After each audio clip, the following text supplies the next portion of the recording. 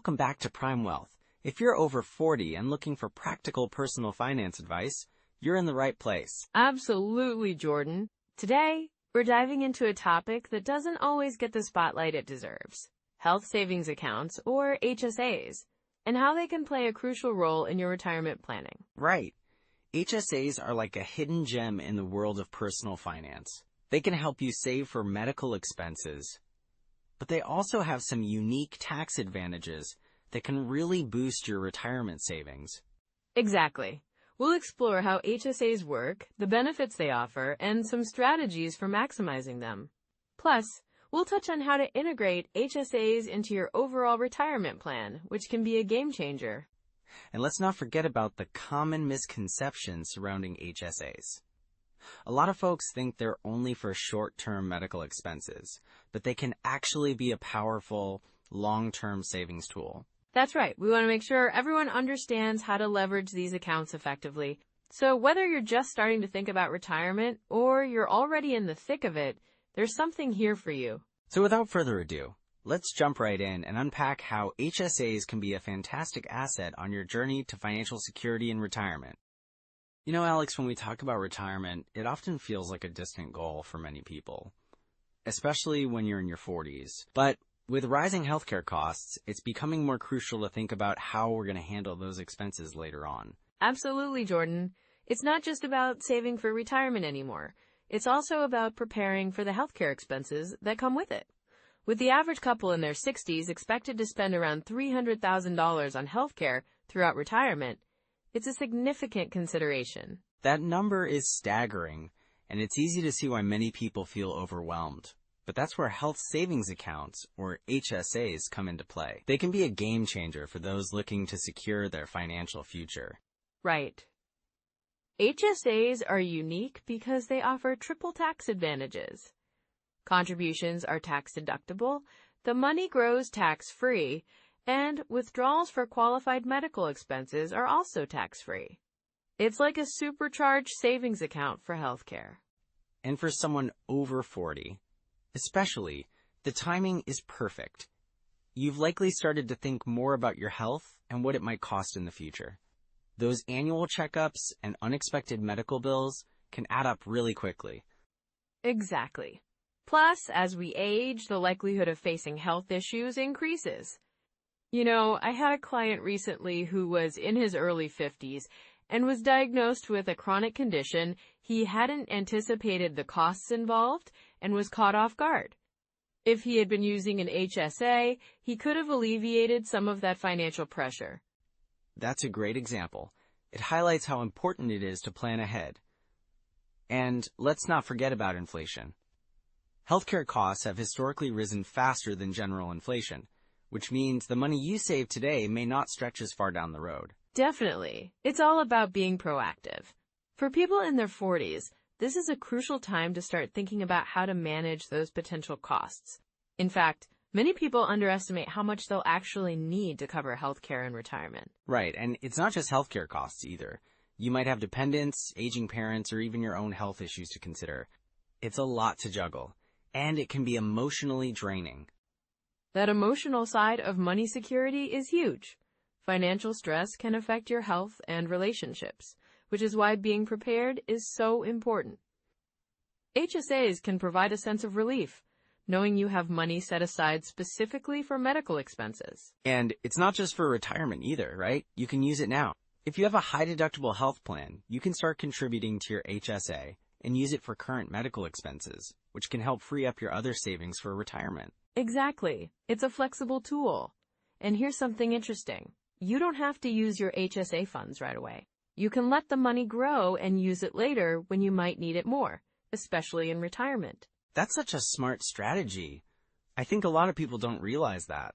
They might think, oh, I have to spend this money now, but they could be setting themselves up for greater financial security in the long run. Yes, and another thing to consider is that when you turn 65, you can use HSA funds for non-medical expenses without penalty, just like a traditional IRA. But you'll still pay taxes on those withdrawals, so it's wise to use it primarily for health-related costs. So it sounds like HSAs can really serve as a dual-purpose account, both for immediate needs and long-term planning. That flexibility is a huge advantage, especially in today's economy where we face uncertainties and rising costs. Absolutely. And speaking of rising costs, it's worth noting that many people don't realize that HSAs can even be invested in mutual funds or stocks, not just kept as cash. This can help your savings grow even more over time. Wow, that's a great point. So not only are you saving for healthcare, but you're also potentially growing that money. It's a smart move given the economic trends we're seeing, like inflation and market fluctuations. Right. And to tie this back to the emotional aspect, having that safety net can give you peace of mind. Knowing you have a dedicated fund for healthcare can help alleviate some of that stress, allowing you to focus on enjoying life instead of worrying about what's coming down the road. Exactly. It's all about creating that long-term financial security. For those of us in our 40s and beyond, it's critical to take these steps sooner rather than later. For sure. So what are some immediate steps people can take to start utilizing HSAs effectively? Yeah, let's dive into that. So when we talk about health savings accounts, or HSAs, for retirement, it's essential to understand how to leverage them effectively. Right, I think the first step is to make sure you're actually eligible for an HSA. You need to be enrolled in a high-deductible health plan, right? Exactly. And that can be a bit tricky because not all high-deductible plans qualify for HSAs, so you need to double-check the specifics. Once you're sure you qualify, the next step is to max out your contributions each year. Yeah, and the contribution limits can change. For 2023, it's $3, $850 for individuals, and $7, $750 for families. And if you're over 55, you can add an extra $1,000 as a catch-up contribution, which is really helpful. That's a great point. It's like a little bonus to help you save more as you approach retirement. And remember, you don't have to spend the money in your HSA right away. Right, so it can actually grow over time. You can invest those funds, and since the withdrawals for qualified medical expenses are tax-free, it's like a triple tax advantage: tax-deductible when you contribute, tax-free growth, and tax-free withdrawals for healthcare costs. Exactly. And that's why I always say, treat your HSA like a retirement account. If you can afford to pay for your current medical expenses out of pocket, do that. Then, let your HSA balance grow. So it's sort of like having a separate retirement fund specifically earmarked for health expenses. Yes, and it can be a game changer. Just think about it. Healthcare costs are often one of the biggest expenses in retirement, so having that extra cushion can really help. And speaking of healthcare costs, how do you determine what expenses qualify? Good question. Generally, any expense that would qualify for the medical deduction on your tax return counts. This includes things like doctor visits, prescriptions, dental care, and even some over-the-counter medications, as long as you have a prescription for them. That's so useful to know. And what about long-term care? Long-term care insurance premiums can also be considered qualified medical expenses, but there are specific limits based on your age. It's worth looking into if that's something you might need in the future. Okay, so once someone has an HSA and is maxing it out, what's the next step? The next step is to choose the right HSA provider. Do your research. Look for one that offers low fees, good investment options, and a user-friendly platform. Some HSAs have investment options similar to retirement accounts, which can really enhance your savings potential. Right. You want one that aligns with your financial goals. And don't forget about the fees. High fees can eat away at your savings, especially over time. Absolutely. So once you have your HSA set up and contributing regularly, the next rule of thumb is to keep track of your medical expenses. Ah, yes. I can see how that would be important for maximizing the benefits. Right. If you keep good records, it makes it much easier to know what you've spent and how much you can withdraw tax-free. Plus, it helps to have a record if you're ever audited. And I imagine an easy way to do that is to keep all your receipts in one place. Maybe even a digital folder. Exactly. Digital records can be a lifesaver. Just snap a picture of the receipt and store it in a cloud service. That way you can access it anytime you need it. Smart. And what about using HSAs for retirement expenses beyond healthcare? That's a great consideration. After age 65, You can withdraw HSA funds for any purpose without the 20% penalty, though you'll still have to pay income tax if it's not for qualified medical expenses. So it's like a traditional IRA in that sense? Yes, but with the added advantage of tax-free withdrawals for medical expenses. So, if you're healthy and don't need to tap into those funds for medical costs, you can use it like a retirement account. That's a huge advantage. But I'm curious, are there any downsides or common mistakes people make with HSAs? There are definitely some pitfalls. One of the biggest is not using the HSA at all. Some people set it up and then forget about it. Oh no! That's like leaving money on the table, right? Exactly. And then there are those who don't max out their contributions. They miss out on that free money, especially if their employer offers a contribution match. Wow, that sounds like a missed opportunity. It really is. And another common mistake is not keeping track of eligible expenses. If you withdraw money for non-qualified expenses, you'll face penalties and taxes. So it's crucial to stay organized and informed. Absolutely. And also, some people think they can only use the HSA for immediate medical expenses. But as we discussed, it's more strategic to let it grow. Right, so the goal is to think long-term, treat it like a retirement account, and take full advantage of those tax benefits. Yes, and remember, every little bit adds up. Whether it's small contributions or allowing it to grow over time, it all matters in the long run. So it's about creating a habit of saving and being mindful of your expenses. Exactly. And as you get used to it, it becomes part of your financial routine. That's a great way to put it. Now let's transition into some of those common pitfalls to avoid.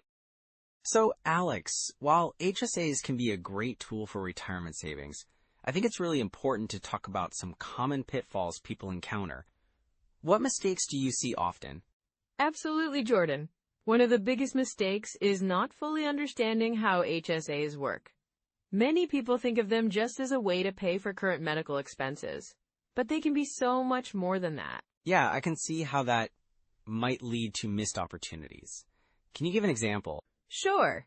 I once worked with a client who had been contributing to an HSA for years, but he was using it primarily for out-of-pocket medical expenses. He didn't realize that he could let that money grow over time, and by the time he retired, he had only a small balance left. That sounds frustrating. I mean, if he had invested that money instead. Exactly. Had he chosen to invest it, or even let it accumulate, he could have had a substantial fund to tap into for medical expenses in retirement, or even for other retirement expenses. So it's really about that long-term vision. What other pitfalls are common? Another mistake I see is not maximizing contributions. Many people don't take full advantage of the annual contribution limits. For 2023, that's $3, $850 for individuals and $7, $750 for families, plus an additional $1,000 if you're over 55. Right, and I imagine a lot of folks just don't realize how beneficial that can be, especially with the triple tax advantage. Exactly.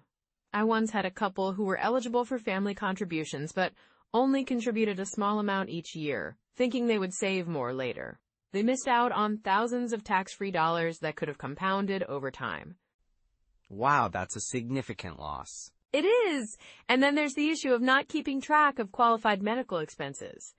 Some people think they can just pull money out whenever they need it, but they don't realize that if they don't have documentation or prove that it was for a qualified expense, they could face penalties. That's a good point. I guess keeping those records is really important. It absolutely is. I know it can feel tedious, but having organized records can save a lot of headaches down the line. Plus, if you withdraw money for non-qualified expenses, you not only face taxes, but also a 20% penalty if you're under 65. Yikes.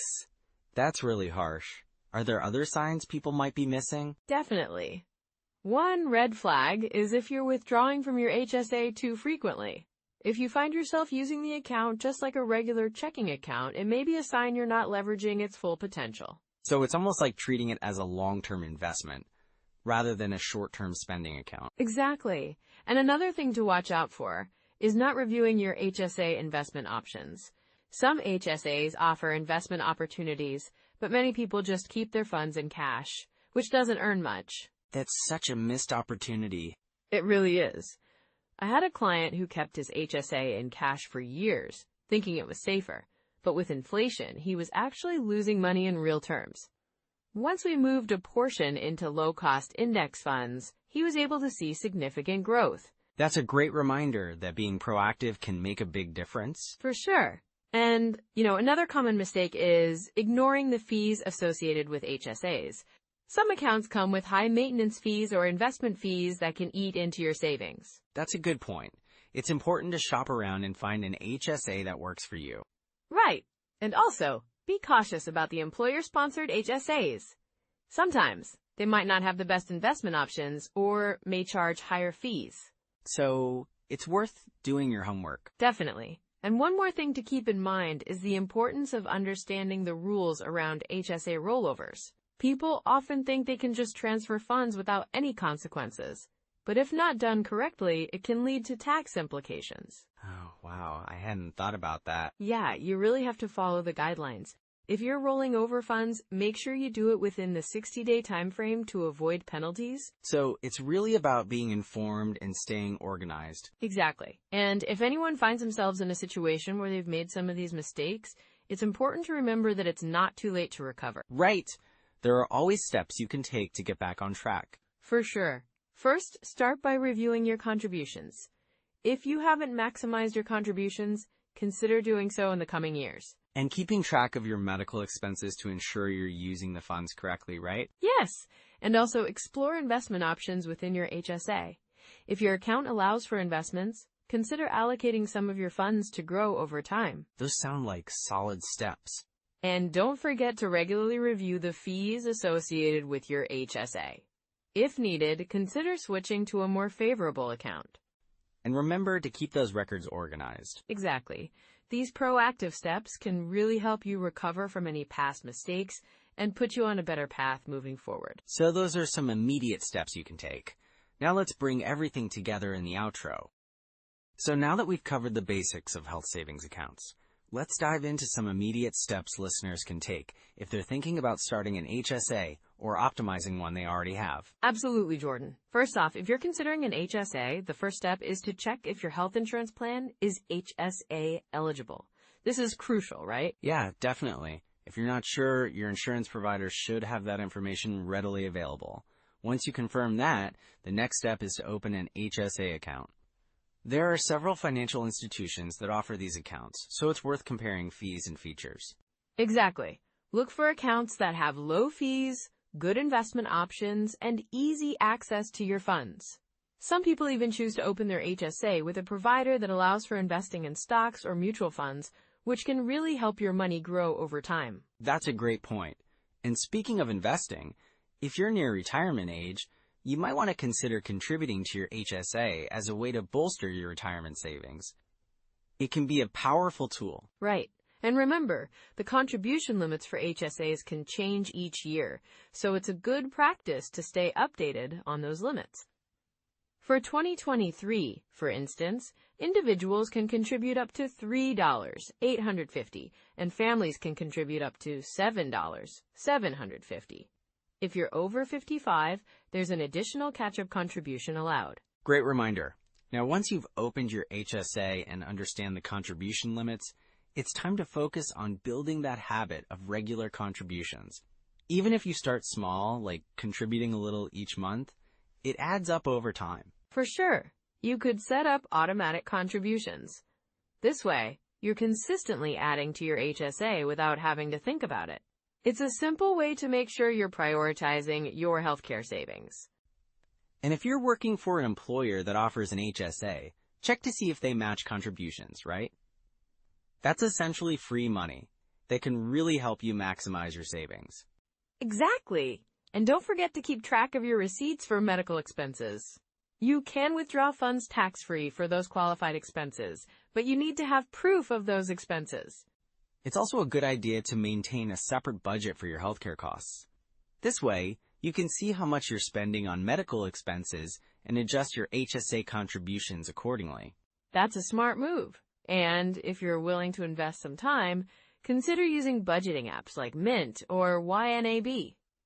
They can help you track your spending and savings goals, including your HSA contributions. Those apps can be super helpful. And if you're looking for more in-depth knowledge about HSAs, there are some really good books out there. One that I often recommend is the Health Savings Account Handbook. It provides a comprehensive overview and practical tips. Great suggestion. And don't forget about the online resources available, like the IRS website, which has all the official rules and guidelines. It's a bit dry, but it's the most accurate. Yeah, it can be a bit overwhelming, but it's worth it to understand the ins and outs. And if you're ever in doubt, consulting with a financial advisor can really clarify things for you. Definitely. A financial advisor can help tailor your HSA strategy to fit your overall financial plan. And don't hesitate to ask questions. Understanding your options is key. One habit worth building is regularly reviewing your HSA each year. Check how much you've contributed, how much you've spent, and how your investments are performing. It's like giving your finances a health checkup. That's a great analogy. And if you find that you haven't used your HSA much for expenses, consider adjusting your contributions to align with your actual needs. Flexibility is part of the strategy. Right, and remember, if you have leftover funds in your HSA at the end of the year, they roll over. So you don't lose that money. It just keeps growing for your future healthcare needs. Exactly. It's like a safety net for your retirement healthcare expenses.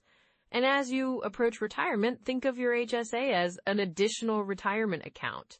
You can even use it for non-medical expenses after age 65. But just keep in mind those tax implications. Yes, it's a versatile tool for sure. And for those who might feel overwhelmed by starting, just take it one step at a time.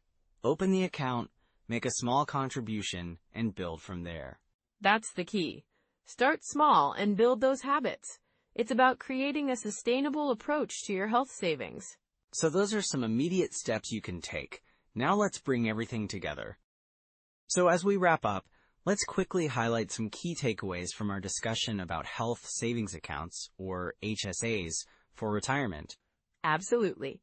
First off, HSAs offer a unique triple tax advantage. You can contribute pre-tax, grow your investments tax-free, and withdraw funds tax-free for qualified medical expenses. That's a big win for your financial strategy. Right, and secondly, the flexibility of HSAs is a huge plus. They're not just for medical expenses right now. You can save them for retirement, allowing your savings to grow over time. Exactly. And let's not forget about the contribution limits. For individuals over 55, there's that catch-up contribution option, which allows you to put away even more each year. It's a great way to boost your retirement savings. And remember, HSAs are portable.